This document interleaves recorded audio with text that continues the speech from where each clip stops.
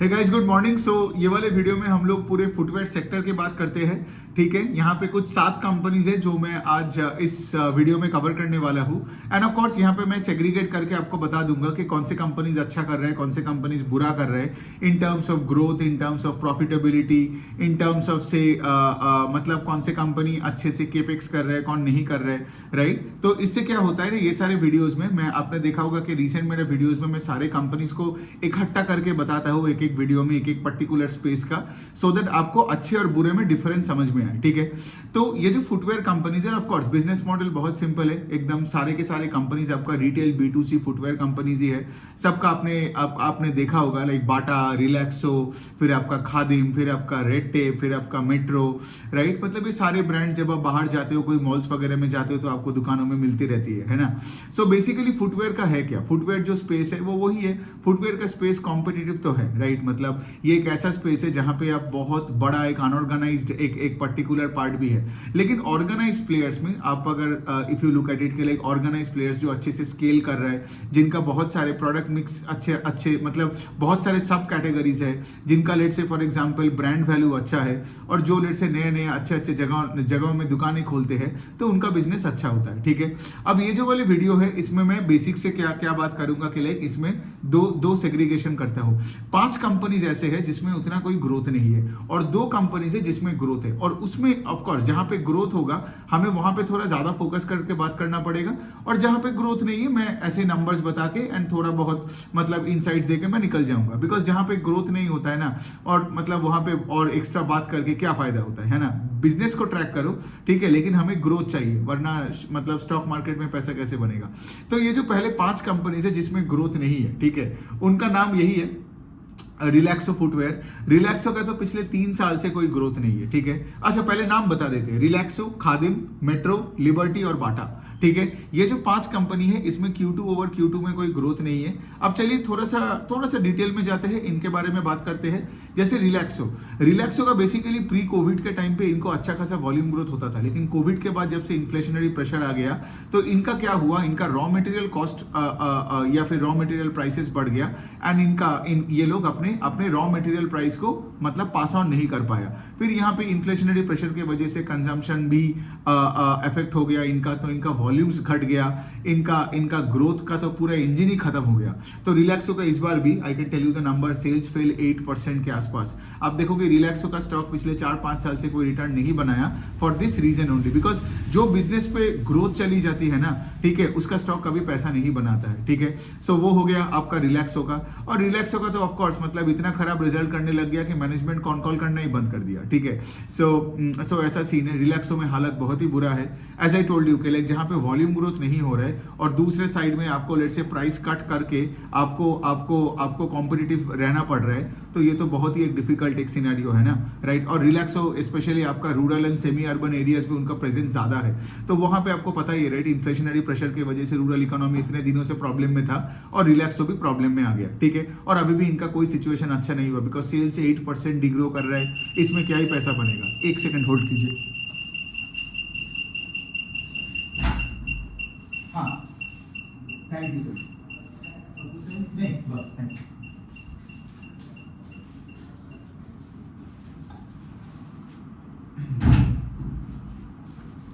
हाँ, सो I am back. वो मेरा एक्चुअली खाना आ गया था।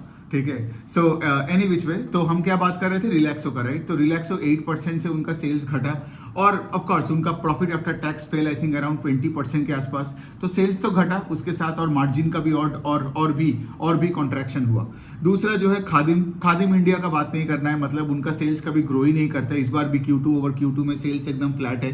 फिर लिबर्टी शूज का भी एकदम सेल्स फ्लैट है, और बाटा का सेल्स ग्रू ओनली 2%। ठीक है, यहाँ मैं थोड़ा बाटा के बारे में बात करना चाहता हूँ कि like you know Bata basically बहुत कुछ नया कोशिश कर रहे हैं। आपने देखे होंगे कि लाइक बाटा वो प्रीमियमाइजेशन का खेल खेलने का कोशिश कर रहे हैं, मतलब उनका जो एक सब ब्रांड है हश पपीज करके, वो अच्छा कर रहे हैं। लेकिन overall if you look at the business, मतलब बाटा इज अ बिग बिजनेस। बाटा का आई थिंक कुछ 2000 के आसपास टोटल स्टोर्स है, कंपनी ऑपरेटेड स्टोर्स है, फ्रेंचाइज ओन स्टोर्स है।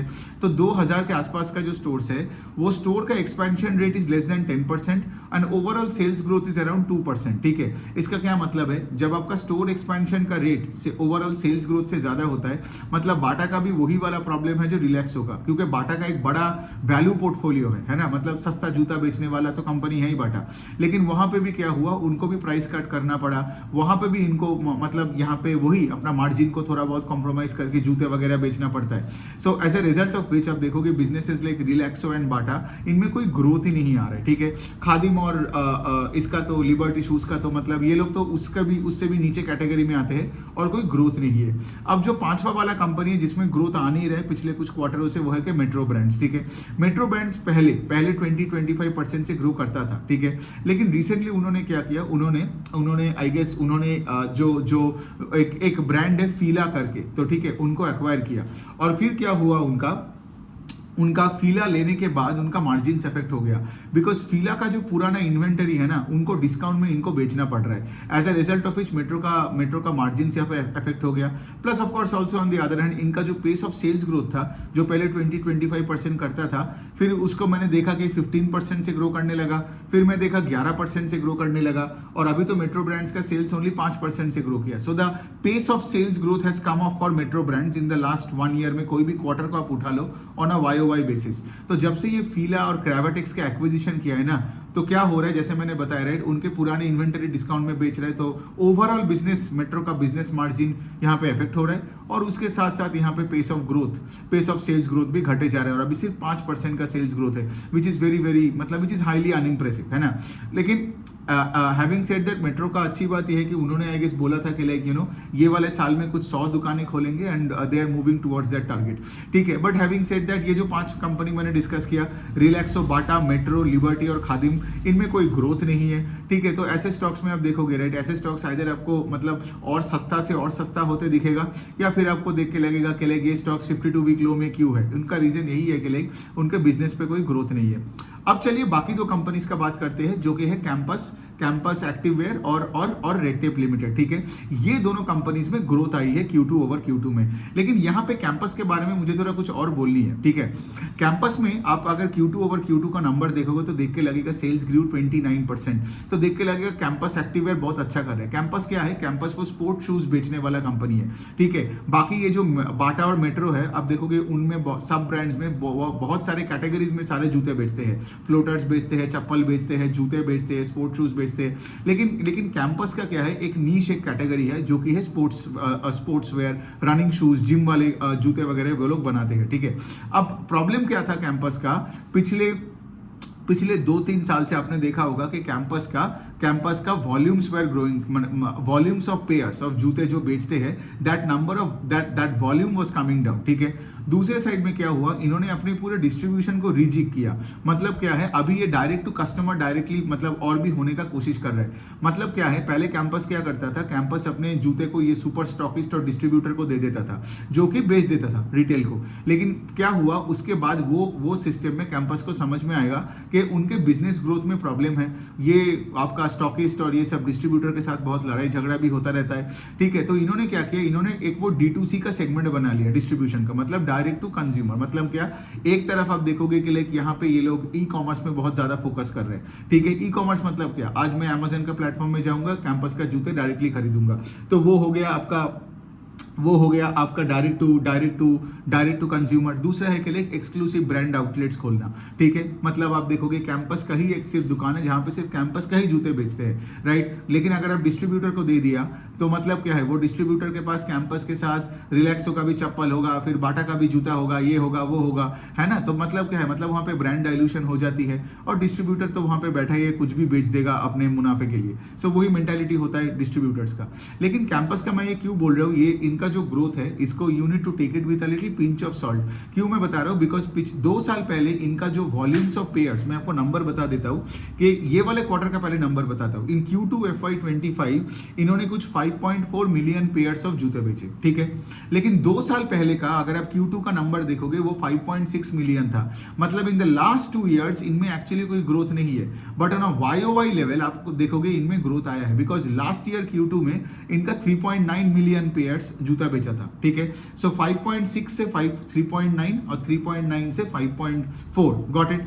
सो 2 साल में कोई ग्रोथ नहीं है, लेकिन अगर आप सिर्फ YOY लेवल पे देखोगे तो यहाँ पे there has been a comeback, क्योंकि लास्ट ईयर जैसे मैंने बोला ये डिस्ट्रीब्यूशन का पूरा एकदम ये पूरा सिस्टम को ये लोग चेंज कर रहे हैं। एंड आई थिंक अभी उनका 50% of sales direct to consumer से आ रहे हैं, ये सब EBO और ई-कॉमर्स से। बाकी जो 50% वाला जो गेम है, मतलब जो सेल्स का पार्ट है, वो आता है आपका डिस्ट्रीब्यूटर से, ठीक है। तो यहाँ पे देखो, यहाँ पे I can directly come and tell you के लिए कैंपस तो बहुत अच्छा कर रहा है, दे हैव कम बैक। बाकी कंपनी जो पहले 5 कंपनी ग्रो नहीं कर रहे हैं, अभी कैंपस 30% से ग्रो कर रहा है, लेकिन I would take this number with a pinch of salt and I would hope कि आगे जाके रिकवर करते रहे, ठीक है। मतलब मैं ये नहीं बोल रहा हूँ कि मतलब आगे जाके इनका वॉल्यूम्स नहीं बढ़ेगा, मैं ये बोल रहा हूँ कि 2 साल पहले का जो सीन था आज वही सीन है। लास्ट ईयर हालत और भी बहुत बुरा हो गया था, तो इसीलिए उतने छोटे बेस में when we are comparing it, right, तो यहाँ पे इसलिए हमें 29% का ग्रोथ मिल रहा है, ठीक है। सो ये हो गया आपका कैंपस का देखिए, कैंपस का अगर मैं एक और चीज बता दूं, 2 साल पहले FY22 का उनका ROE का नंबर था 29%। अभी FY24 का मतलब FY24 नहीं, H2 FY25 का भी अगर मैं बात करूं, एक्चुअली H1 FY25 सॉरी, मतलब ये जो टाइम है टिल September 30 2024 तक का द ROE नंबर इज 15%। तो आपको समझ में आ रहा है, 2 साल पहले ROE 30% था, अभी 15% हो गया। So even though you are seeing a 30% growth in sales, it doesn't mean that the business has come back up. But also having said that, I am happy that campus could show some growth, right? जो कि पहले 5 company नहीं दिखाया, right? So ये हो गया बात। और पिछले साल के एक और मैं बात बता दूं, बिकॉज ये ROE का नंबर क्यों बोला, then you can have now you have a fair understanding कि कंपनी का अभी भी रिकवरी उस तरीके से नहीं हुआ है। और दूसरे साइड में पिछले साल Q2 में कैंपस का प्रॉफिट्स आई थिंक था सिर्फ 50 लाख का, 0.5 करोड़ का। अभी वो पैड बढ़ के Q2 में हो गया है 14 करोड़ का। सो 0.5 करोड़ से 14 करोड़ का improvement, right. So this is actually good. लेकिन अगेन अगर आप 2 साल पहले का Q2 का नंबर देखोगे, आई थिंक द पैड का number was more than 14 crore. So effectively 2-3 सालों में कैंपस का कुछ ग्रोथ नहीं है, लेकिन हाँ पिछले साल के लो बेस पे कैंपस ने 28-29% का ग्रोथ किया। नाउ द लास्ट कंपनी जो मुझे सबसे अच्छा लगती है इन द फुटवेयर स्पेस, वो है कि रेड टेप लिमिटेड, ठीक है। तो रेड टेप का आपने देखा होगा, रेड टेप सिर्फ एक इंडियन ब्रांड नहीं है, इंडिया में तो वो जूते बेचता ही है, फिर वो बाहर भी वो जूते वगैरह बेचते हैं। सो यहाँ पे देखो रेड टेप का सेल्स ग्रू 29% और रेड टेप एक कंसिस्टेंट परफॉर्मर है, ठीक है। रेड टेप का वो कैंपस के तरह देखो, कैंपस का जो 29% का ग्रोथ था, I told you to take it with a pinch of salt, लेकिन रेड टेप में I am not telling you to take it with a pinch of salt. Red tape का जो 29-27% से ही, मतलब if you take any quarter for the last few quarters on a YOY basis, they kept on outperforming the other companies in the footwear space except last quarter, because Q1 में वो आपका heat wave और election था, तो I remember red tape का sales growth घट के सिर्फ 11% के आसपास हो गया था। But now again in Q2 over Q2 if you see, the sales growth number has come back up to around 30%. So red tape has been this consistent outperformer in the footwear category। और हमें तो compare करके देखना पड़ेगा ना, तो ये जो घोड़े वाला जो रेस का मैं बात करता हूँ, रेड टेप एकदम आगे भाग रहा है, ठीक है। रिलैक्सो का घोड़ा तो वहां पे पीछे मतलब पूरा लंगड़ा हो गया है और वो रो रहा है, वो तो चल भी नहीं रहा है, बिकॉज वो -8% से सेल्स को ग्रो कर रहा है, -8, ठीक है। मतलब रिलैक्सो का घोड़ा पीछे की तरफ जा रहा है और यहाँ पे बाटा वहीं पे खड़ा है, खादिम कुछ नहीं कर रहा है, ठीक है। कैंपस का घोड़ा जो इतने दिन लंगड़ा था, फाइनली अभी वो एटलीस्ट खड़ा होके चलने लग गया है, ठीक है। But having said that, Red Tape is that company which is leading the footwear category for quite some time actually. पहले रेड टेप, और क्योंकि रेड टेप का IPO कब आया था, रेड टेप का IPO आई थिंक 2023 के सितंबर में आया था, है ना।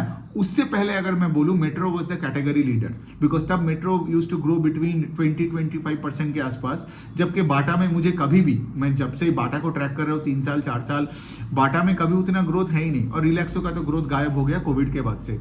सो बेसिकली देखिए अभी यहाँ पे क्या है, कैंपस बोल रहे हो। रेड टेप का अगर मैं थोड़ा सा और बिजनेस मॉडल का बात कर दूं, तो यहाँ पे ये लोग एक उनका एक अपैरल का सेगमेंट भी है, फुटवेयर का भी सेगमेंट है, ठीक है। और अपैरल के सेगमेंट में भी इनका मेंस, वीमेन, चिल्ड्रन, वो सारे कैटेगरीज में है। उनका अगर स्टोर्स वगैरह बता दूं तो दे हैव 423 स्टोर्स, और रेड टेप नॉर्थ इंडिया में ज्यादा प्रोमिनेंट है। तो रिसेंटली उनका अगर आप लेटेस्ट एनुअल रिपोर्ट पढ़ोगे तो they are now trying to venture more into the southern parts of our country, ठीक है। है। तो 423 प्लस स्टोर्स है और उनका कुछ 167 स्टोर इन स्टोर है, मतलब वो MBO काइंड ऑफ स्टोर्स है, ठीक है। तो ये हो गया बात। और उनका टारगेट है कि वो कुछ 100 दुकानें खोलेंगे in FY25 with specific focus to South India.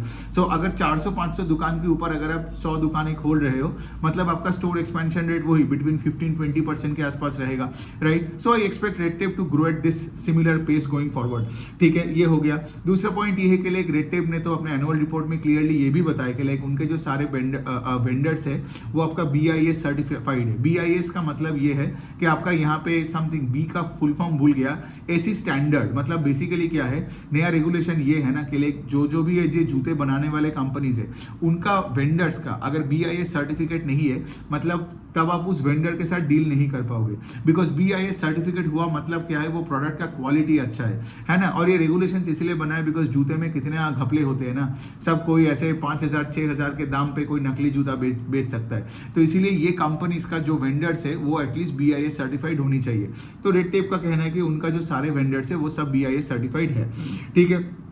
सो ये हो गया बात। जो चीज़ मुझे अच्छा नहीं लगा रेड टेप का कि उनका कोई EPS में ग्रोथ नहीं मिला, मतलब यहाँ पे उनका पैट एकदम फ्लैट है। ऑल्दो सेल्स ग्रू 29%, एक्सपेंसेस वगैरह थोड़ा बहुत बढ़ गया। So as a result of which इनका कोई EPS या पैट का ग्रोथ नहीं आया। So that's a bummer because see at the end of the day हमें इवन ये भी देखना है ना कि अगर मतलब शेयर होल्डर्स पैसे तभी बनाएगा जब कोई भी बिजनेस का EPS बढ़ेगा, अर्निंग्स पर शेयर बढ़ेगा। क्योंकि अगर EPS नहीं बढ़ रहा है for any kind of reason, तो देखोगे कि लाइक शेयर होल्डर को ज्यादा बेनिफिट नहीं मिलता है। ओके, तो चलिए ये हो गया पूरा फुटवेयर स्पेस का। अब मैं पूरा समराइज करके देता हूँ। तो वही रेस पकड़िए, रेस में 7 घोड़ा है यहाँ पे, ठीक है। उसमें आप देख रहे हो कि Q2 के बाद 2 घोड़े सबसे आगे भाग रहे हैं, रेड टेप और कैंपस। उसमें भी कैंपस में यू अंडरस्टैंड के लाइक क्यों आपको पिंच ऑफ सॉल्ट के साथ उस घोड़े को लेना है। आगे जाके ऑफकोर्स हमें देखना है कि कैंपस के इस रेट से भाग सकता है कि नहीं, ठीक है। वरना क्या है, वरना वो 1-2 क्वार्टर का वंडर होगा, आगे जाके ये फिर से लुढ़क जाएगा। सो एनी विच वे, अभी अगर मैं सिर्फ Q2 का बात करूं, बिकॉज घोड़ा भागता है, घोड़े का स्पीड है आपका रेट ऑफ ग्रोथ, ठीक है। सेल्स ग्रोथ का बात कर रहा हूं, तो यहाँ पे रेड टेप हो गया और आपका कैंपस जो 28-30% से भाग रहा है। और उसके पीछे है आपका 5 और घोड़े, ठीक है। और 5 और घोड़े में भी कुछ ऐसे घोड़े हैं जो 2-5% से भाग रहे हैं, जैसे बाटा हो गया और आपका मेट्रो हो गई। और ऐसे घोड़े हैं जो let's say for example race में पार्टिसिपेट ही नहीं कर रहे, वो है कि आपका रिलैक्सो विच इज जिसका सेल्स 8% से डिग्रो हो गया और profit after tax degrew by 20%। So basically आज अगर आपको बोला जाए, आज अगर सोचिए पूरे दुनिया में और कोई स्टॉक नहीं है और अगर कोई मुझे बताते हैं कि लाइक यही 7 कंपनी में पैसा डालना है, तो सोचो मैं आपको क्या बताऊंगा, है ना। So the point I am actually trying to say is के वेरी सिंपल कि लाइक यहाँ पे देखो, यहाँ पे मुझे आपको कोई रिकमेंडेशन नहीं देना है, बट मेरे वीडियो से आपको पता चल जाता है कि कैसे एनालिसिस किए जाते हैं, ठीक है। एक इक्विटी रिसर्च एनालिस्ट का दिमाग कैसे चलना चाहिए वो मैं आपको सिखा रहा हूँ, ठीक है। तो आई होप आपको ये वीडियो अच्छा लगा। 7 कंपनीज को लेके मैंने बात किया फुटवेयर स्पेस में, 2 कंपनीज का रिजल्ट अच्छा है, 5 का अच्छा नहीं है। चलिए ऐसे करके और भी बहुत ऐसे सेक्टर्स है, मैं एक एक करके वीडियो बना के छोड़ता रहूंगा। Thank you so much.